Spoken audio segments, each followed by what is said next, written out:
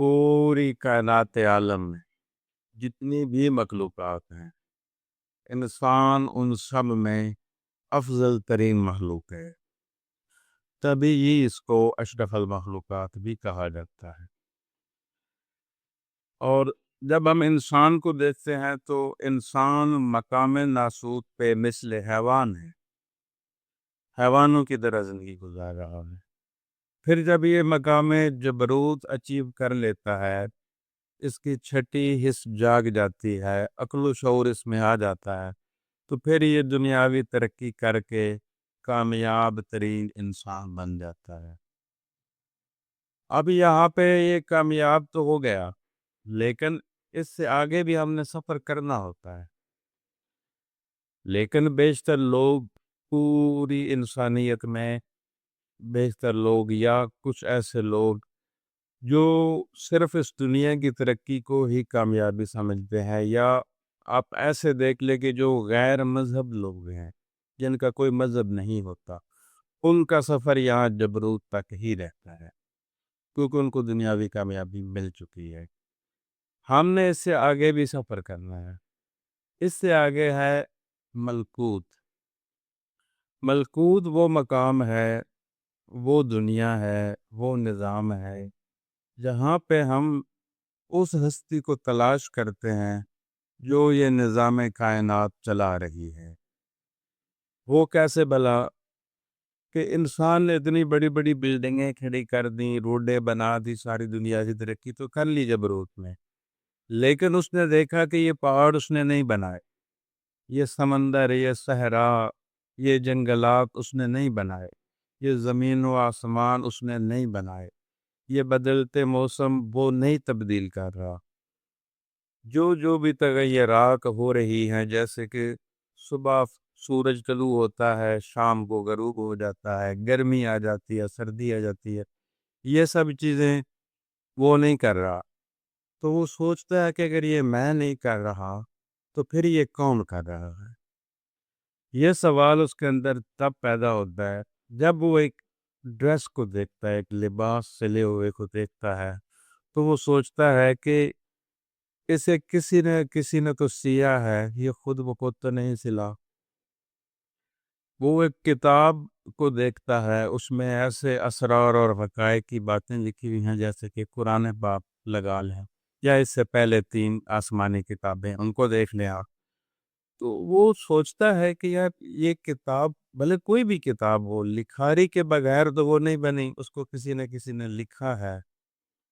Same اسی طرح یہ جو اتنے بلند پہاڑ ہیں، دریا ہیں، سمندر ہیں، یہ کہکشائیں ہیں، یہ سارا نظام کائنات، یہ کون چلا رہا ہے؟ کوئی نہ کوئی تو ہے جو یہ چلا رہا ہے، تو تبھی یہ چل رہا ہے۔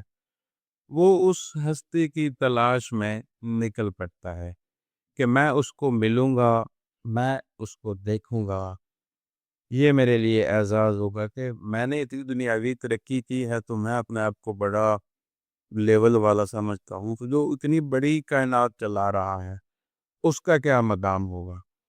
اس کی تلاش میں وہ نکل پڑتا ہے۔ اب اس کا سفر جب یہ شروع ہوتا ہے، اسی کو ملکوت کہتے ہیں، اور یہیں سے ملکوت شروع ہوتا ہے۔ اچھا، اب اس کا سفر شروع ہوا تو وہ پہنچا ایک لوگوں کے جھرمٹ کے پاس۔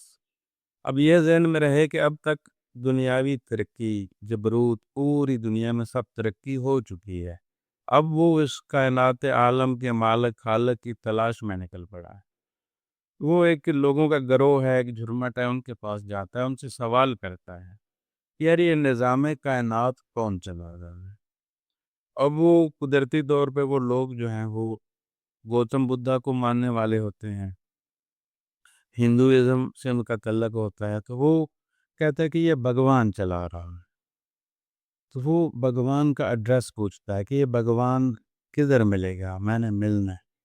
اس کا کوئی آفس، اس کی کوئی رہائش، اس کا کوئی ایسا بسیرا ڈیرا بتا دے جہاں پہ میں جاؤں وہ مجھے مل جائے۔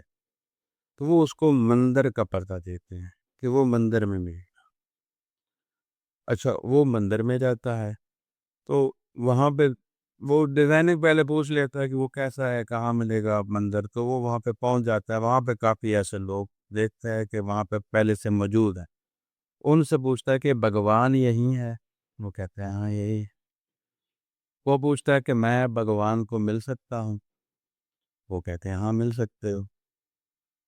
تو وہ کہتا ہے کہ مجھے ملوا دو.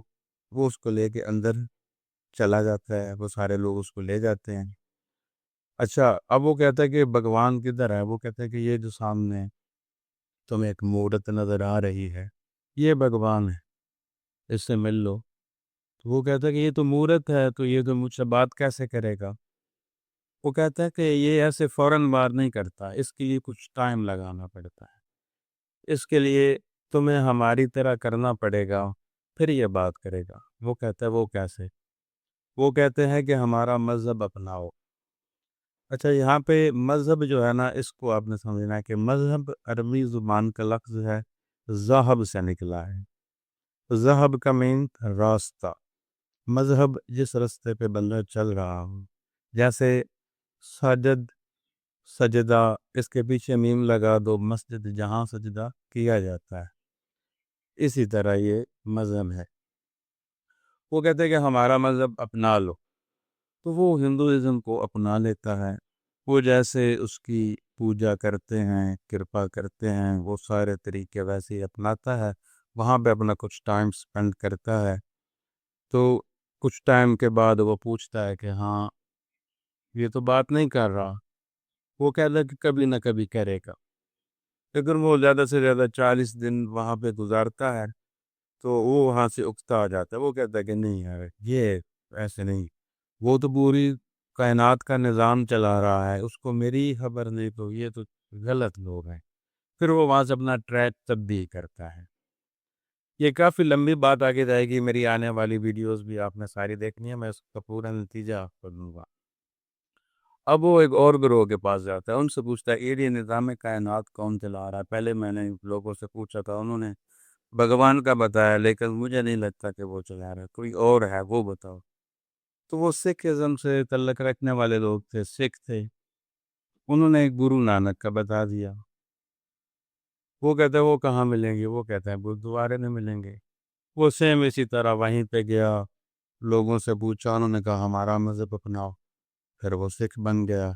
پھر وہاں پہ ٹائم سپینڈ کیا، کچھ مراد پوری نہ ہوئی، وہاں سے رکھ کے سفر باندھ دیا. پھر وہ ایک گروہ کے پاس گیا، پوچھا گیا یہ نظام کائنات کون چلا رہا ہے؟